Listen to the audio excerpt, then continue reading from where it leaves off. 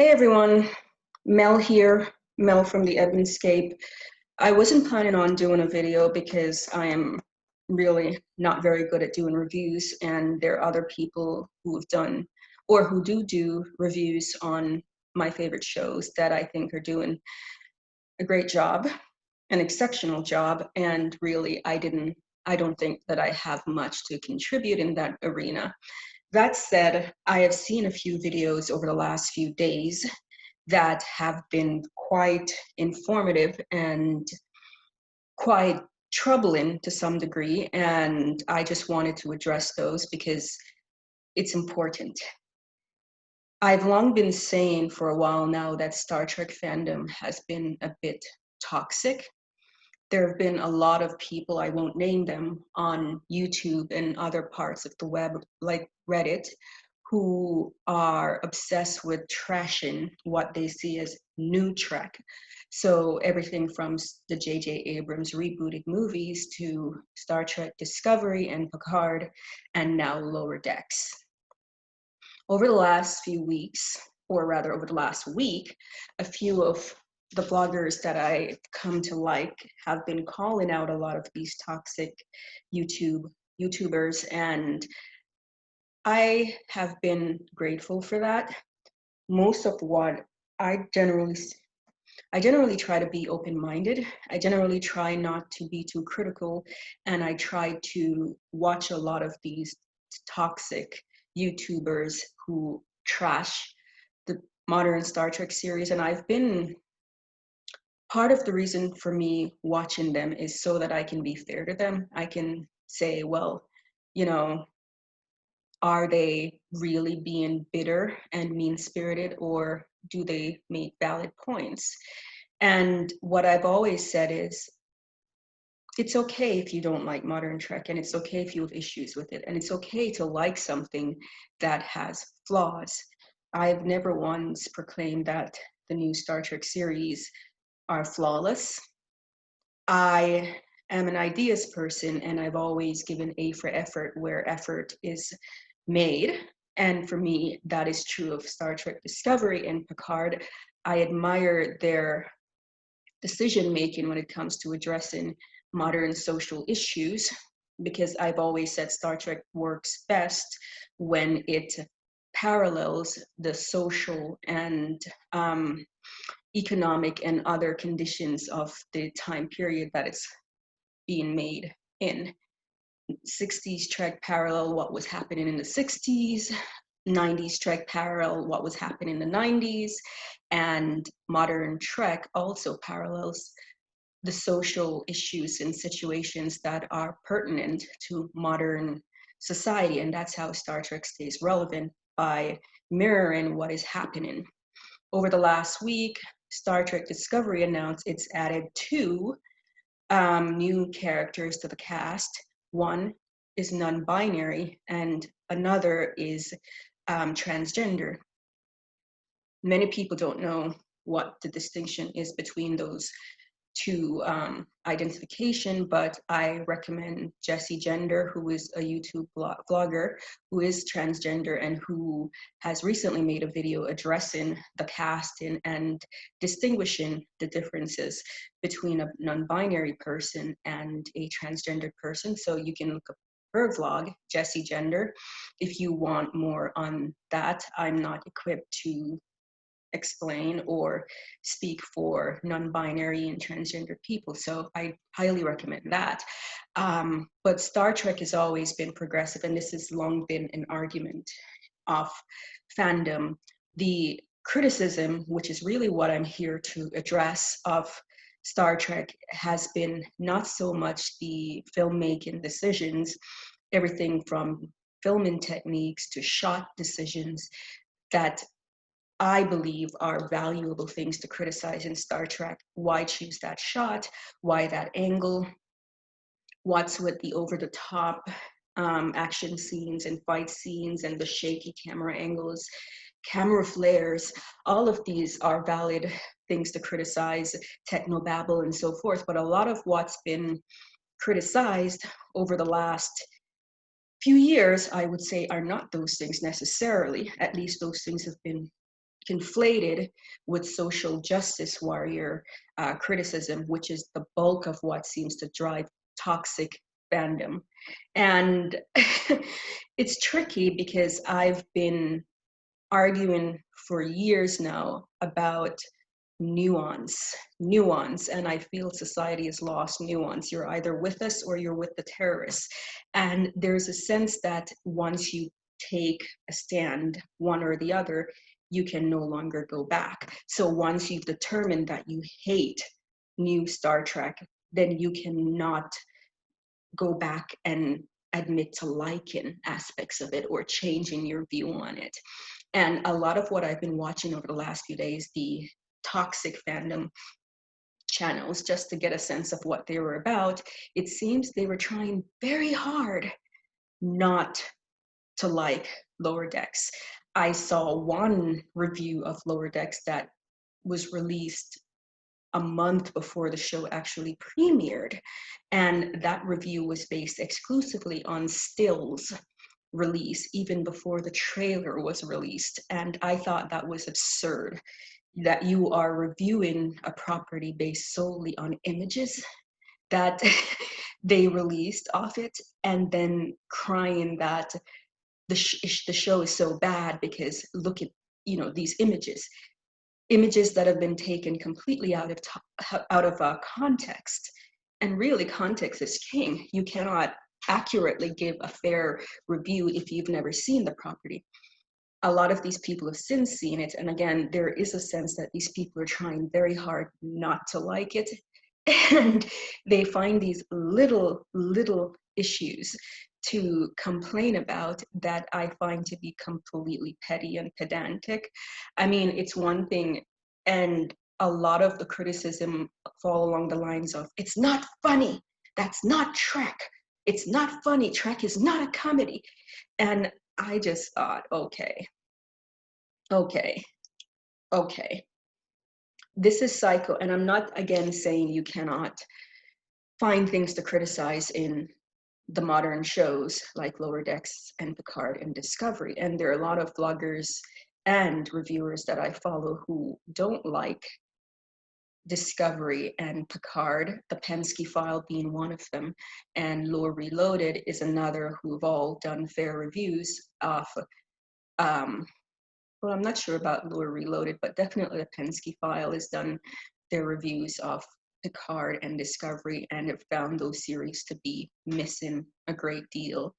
And I'm okay with listening to their reviews because I get the sense they're being objectively fair, that they're not just hating it because they hate J.J. Abrams or because they hate Alex Kurtzman, which seems to be the driving factor for a lot of these toxic Star Trek fandom people.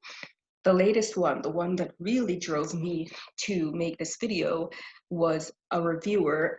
I can't even remember what he calls himself now. It's something, I think it's Bird of Prey 5, and I don't mean to give him attention, but I thought this guy is ridiculous.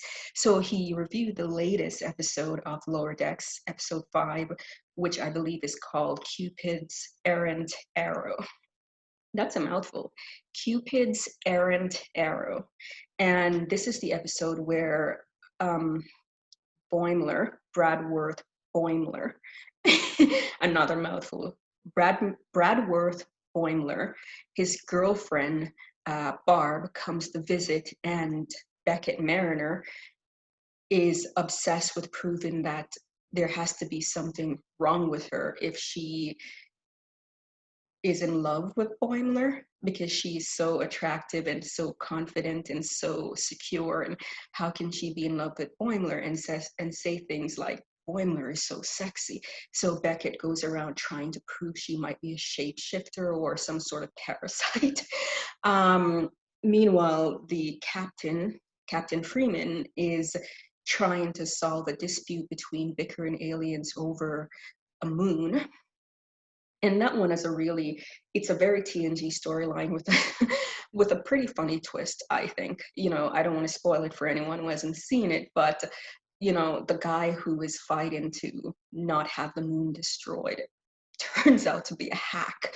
But And he spends the entire episode, once they decided to destroy this moon, yelling about the Prime Directive and this is against Starfleet. This is against the moral code. How can you do this? You're going to commit genocide. This is evil. And then we find out near the end that basically this guy's full of it. But I thought that was pretty funny. And Beckett and Mariner, again, there's a part of it where there's a well, I've seen many reviewers suggest it's a continuity issue where Beckett Mariner has a flashback to when her previous ship, the Keto, was actually hanging out at Deep Space Nine, and she had a friend who had her face melted off by a shapeshifter who had been hiding under the guise of the perfect boyfriend, and this is her justification for for going after Barb, Boimler's girlfriend, because she doesn't want another friend's face to be melted off by a shapeshifter. But there's some continuity issues I've seen about the uniform and the timeline, since Deep Space Nine would have been about, I think, 2371-ish, and this show takes place about 2380. I could be incorrect there, but I don't think it is. There's been some hint that Beckett Mariner is not as young as she claims to be, and this was brought up in episode 2 Envoys, where Boimler questioned how she was doing all these things when she was supposed to be around the same age as him, which I assume to be in the range of maybe 25, 30. But I think, and I like this, and I'm hoping they explore this theory that she might be a little bit older than she is letting on. Maybe they're playing with that black don't crack, you know, belief that Black people look ageless, kind of. But there might be something there about her being older than she lets on that she is. And I don't mind that. And I hope it's true, and I hope they explore that. But, there are some issues and discussions about the uniform, and there's something about another continuity issue regarding Boimler's gifts. We see him with the same gifts in the beginning when he's about to meet Barb, and later in the episode when he confronts Barb and Jet, the Kirk Sunday with the sprinkling of Trip Tucker guy. And people say that's a continuity issue, but I'm not certain. Anyway, and there are issues about the uniform as well, but these are nitpicky thing. But one of the criticisms I would like to address is something that this Bird of Prey 5 guy said in one of his reviews, or in his review from episode 5, which I thought was completely absurd and proves the point of toxic fandom, that these people are looking at everything, that they want to criticize everything. So what he suggested was the character of Rutherford, who is played by a Filipino actor named Eugene Cordero. He suggested that Rutherford is Black. That's how he describes Rutherford, as Black. And this fitted into a conspiracy theory he had about the episode where Rutherford and Tindy confronts a lieutenant from the USS Vancouver, which is a much bigger and impressive Parliament-class ship. And the lieutenant basically was trying to pull one over their eyes to get himself transferred to the USS Cerritos, which means Little Hills, and is a California class ship. And he was trying to pull one over their eyes to get himself transferred and get them shipped to his bigger ship, because he was tired of the responsibility of being on a major spaceship and wanted the lesser responsibilities of the Cerritos. And anyway, there's this episode where he pulls, not an episode, but in the scene, he actually pulls out a phaser, I think, on Rutherford, and was nervous about pulling the trigger. And this reviewer thought this was some sort of Black Lives Matter conspiracy, showing a white man with authority pulling a weapon on what he saw as a Black guy. I don't think Rutherford is meant to be Black. I think he's meant to be ambiguously brown. And the actor voicing him is, as I said, Filipino American. So, but this reviewer thought this was a Black Lives Matter conspiracy. And I've seen similar types of out of this world, off the wall, QAnon type nonsense conspiracy theories before. In one of the other anti-trekker, well, this guy is literally calls himself anti-trekker. In one of his reviews of what many people, myself included, considers the best episode so far is Temporal Edict. In that episode, I saw him reviewing the scene where he laid out all the conspiracies he had about Lower Decks and modern Trek. Basically, it's a social justice warrior wet dream. And he explained how once Beckett Mariner and Commander Ransom, voiced by Jerry O'Connell, surprisingly, he mentioned how once they landed on this alien crystalline planet, he expected Beckett Mariner to be the hero, and he expected her to save the day and Ransom to be all wrong. And this didn't happen, which shocked him, because normally the white guy is supposed to be all wrong and he's supposed to be put in his place for mansplaining and doing all that kind of stuff. We saw on Star Trek Discovery, there's an episode where the white guy who had been mansplaining to Michael Burnham was immediately killed as a kind of shut the F up moment.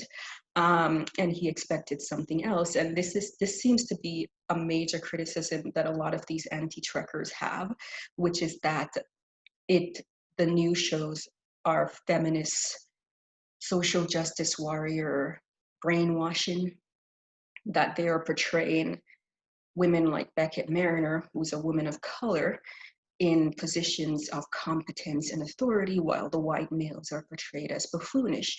I find this very suspicious because a lot of sitcoms in the 90s often had a competent wife, the beautiful, competent wife, and the buffoonish husband. I'm not sure if these men ever complained about any of those. And as one of the vloggers, Jesse, pointed out, the Orville, which seems to be the show that these anti-trekkers seem to think is real Trek. It's not, it's fan fiction, and it's stuck in the 90s in that it has nothing relevant to contribute to the current social climate, which is what keeps Trek relevant, contributing to the social climate. But as Jesse pointed out, even in the Orville, the first officer is portrayed as being more competent than the male captain. So why are they okay with that portrayal, but they seem to have a problem with these types of portrayals on shows that they don't like? It's not clear. I sometimes don't even think these people know why they hate these shows.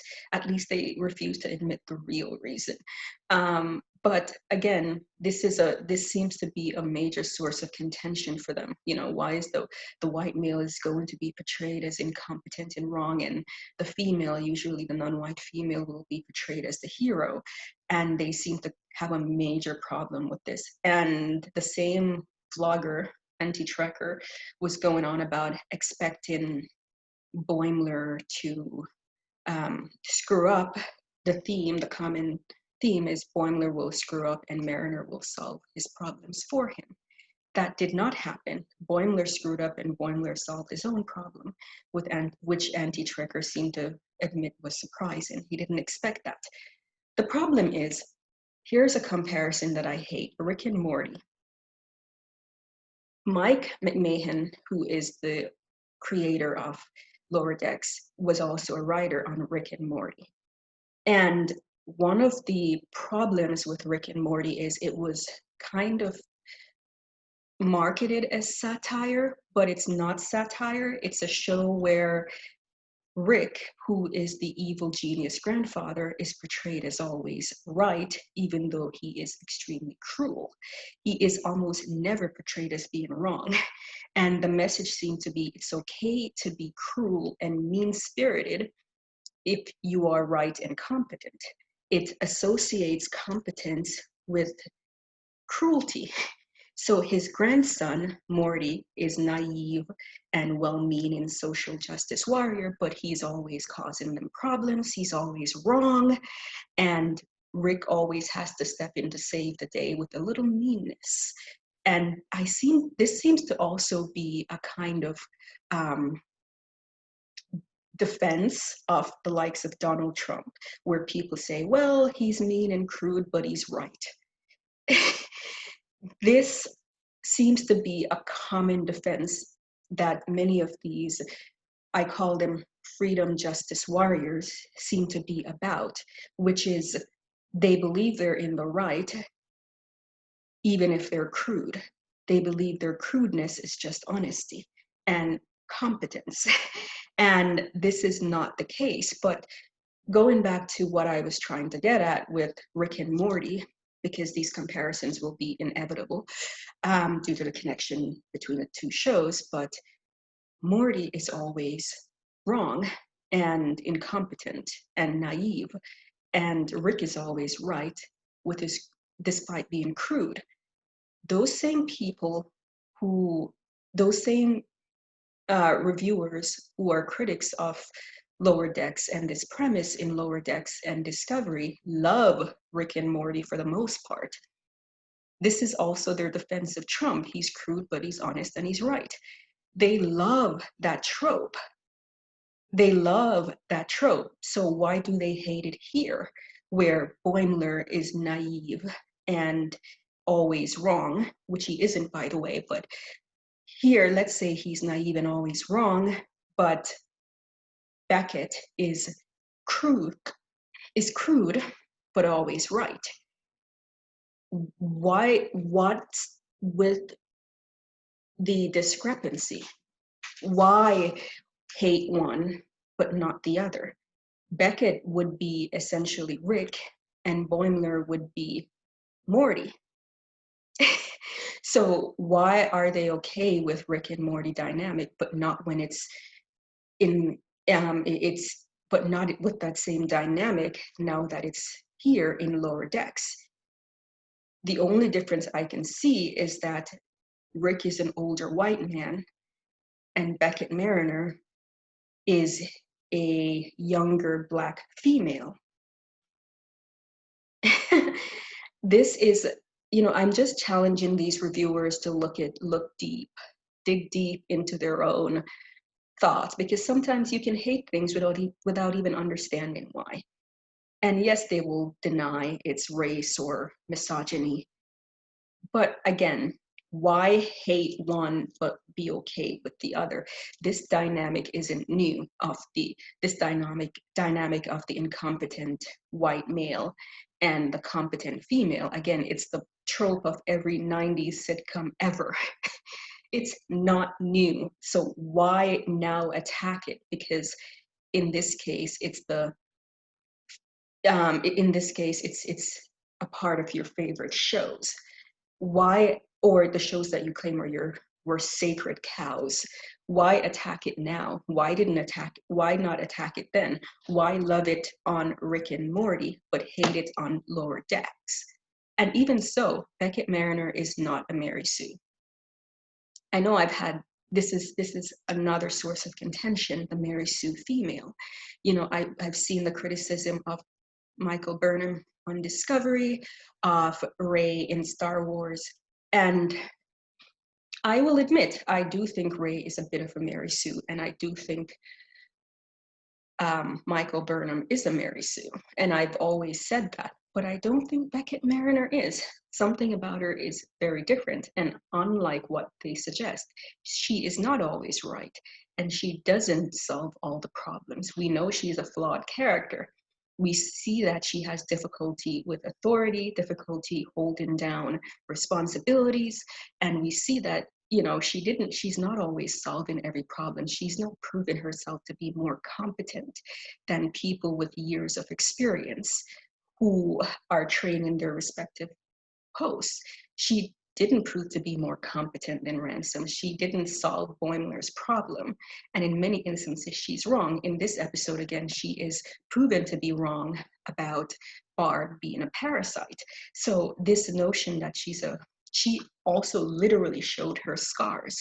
And again, going back to my theory that she's actually older than we think she is, that is something else. So this flashback of seeing her on the ship at the Deep Space Nine station, when based on her age, she's not supposed to have been there. This just furthers my theory that I think she's older, and I think she's lived a little bit more, a little bit longer. We know she had a different rank. She had risen to lieutenant and was only knocked down largely because of her own maybe disenchantment with Starfleet and her desire to not take on more responsibilities. And I'm curious to have that explored, why she lost faith in Starfleet. I'm curious about that. But again, my theory is that she's older than she's letting on. And this would explain a lot of her knowledge, her experiences, unlike, say, Boimler, who's naive. Anyway, you know, I just wanted to address a lot of those ridiculous criticism that the white lieutenant is holding a phaser on Rutherford is some sort of Black Lives Matter conspiracy, or that Beckett Mariner is a Mary Sue, or that these people have no problem with the Rick and Morty dynamic, but have a problem with the Beckett Mariner Boimler dynamic, which is exactly the same dynamic as Rick and Morty. Even less so, because Beckett she doesn't solve all of Boimler's problem, and Boimler can be right.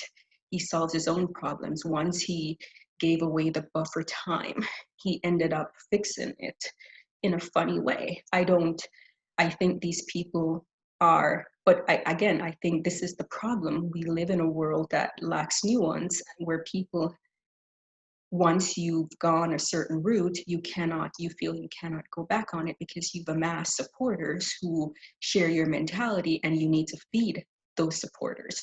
It's the Fox News approach, where they will only give the information to their viewers that their viewers want, or that feed into their viewers' mindset.